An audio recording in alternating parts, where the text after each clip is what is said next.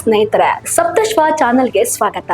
ಇಂದಿನ ವಿಡಿಯೋದಲ್ಲಿ ನಾವು ಕರ್ನಾಟಕ ಸರ್ಕಾರದ ಮಹತ್ವಾಕಾಂಕ್ಷಿಯಾದ ಸುವರ್ಣ ಗ್ರಾಮೋದಯ ಯೋಜನೆಯ ಬಗ್ಗೆ ಸಂಪೂರ್ಣ ಮಾಹಿತಿ ತಿಳಿಸಿಕೊಡ್ತೇವೆ.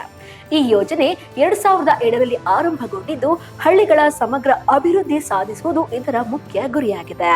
ಸುವರ್ಣ ಗ್ರಾಮೋದಯ ಯೋಜನೆಯಡಿ ಪ್ರತಿ ವರ್ಷ 1000 ಹಳ್ಳಿಗಳನ್ನು ಆಯ್ಕೆ ಮಾಡಿ ಅವುಗಳಲ್ಲಿ ಮೂಲಭೂತ ಸೌಕರ್ಯ, ಆರ್ಥಿಕ ಹಾಗೂ ಸಾಮಾಜಿಕ ಅಭಿವೃದ್ಧಿ ಕಾರ್ಯಗಳನ್ನು ಕೈಗೊಂಡು ರಸ್ತೆ, ಕುಡಿಯುವ ನೀರು, ವಿದ್ಯುತ್, ಸ್ವಚ್ಛತೆ, ಆರೋಗ್ಯ ಕೇಂದ್ರಗಳು, ಶಾಲೆಗಳು ಮತ್ತು ಇತರ ಮೂಲಭೂತ ಸೌಕರ್ಯಗಳ ಅಭಿವೃದ್ಧಿಗೆ ವಿಶೇಷ ಅನುದಾನ ನೀಡಲಾಗುತ್ತಿದೆ.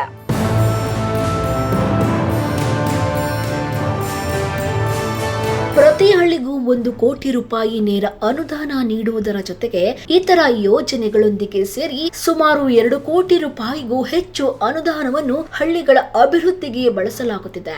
ಈ ಯೋಜನೆಯ ವಿಶೇಷತೆ ಎಂದರೆ ಸರ್ಕಾರ ಮಾತ್ರವಲ್ಲದೆ ಖಾಸಗಿ ಸಂಸ್ಥೆಗಳು, ಸ್ವಯಂ ಸೇವಾ ಸಂಘಟನೆಗಳು ಮತ್ತು ಗ್ರಾಮಸ್ಥರ ಸಹಭಾಗಿತ್ವದ ಮೂಲಕ ಯೋಜನೆ ಜಾರಿಗೊಳಿಸಲಾಯಿತು.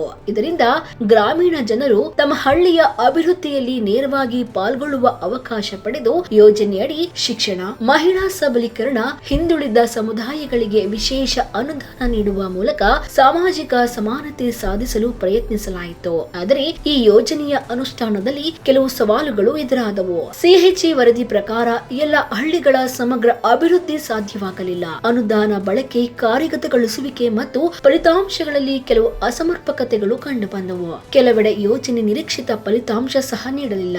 ಆದರೂ ಈ ಯೋಜನೆ ಗ್ರಾಮೀಣ ಅಭಿವೃದ್ಧಿ ಕಡೆಗೆ ಸರ್ಕಾರದ ದೃಢ ಸಂಕಲ್ಪವನ್ನು ತೋರಿಸುವ ಮಹತ್ವದ ಹೆಜ್ಜೆಯಾಗಿದೆ. ಸುವರ್ಣ ಗ್ರಾಮೋದಯ ಯೋಜನೆಯ ಮಹತ್ವವನ್ನು ನೋಡಿದರೆ ಹಳ್ಳಿಗಳಲ್ಲಿ ಮೂಲಭೂತ ಸೌಕರ್ಯಗಳನ್ನು ಸುಧಾರಿಸಲು ಇದು ದೊಡ್ಡ ಪ್ರಯತ್ನ ಎನ್ನಬಹುದು.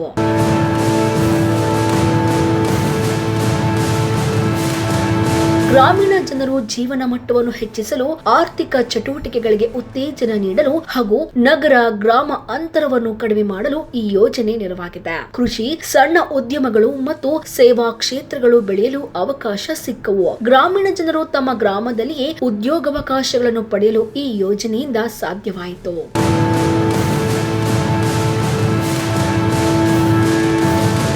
ನೋಡಿದ್ರಲ್ಲ ವೀಕ್ಷಕರೇ, ಇದೇ ರೀತಿಯ ಇನ್ನಷ್ಟು ಹೊಸ ವಿಡಿಯೋಗಳಿಗಾಗಿ ನಮ್ಮ ಸಪ್ತಶ್ವ ಟಿವಿ ಕನ್ನಡ ಚಾನೆಲ್ನ ಸಬ್ಸ್ಕ್ರೈಬ್ ಮಾಡಿ, ಲೈಕ್ ಮಾಡಿ, ಶೇರ್ ಮಾಡಿ. ಧನ್ಯವಾದಗಳು.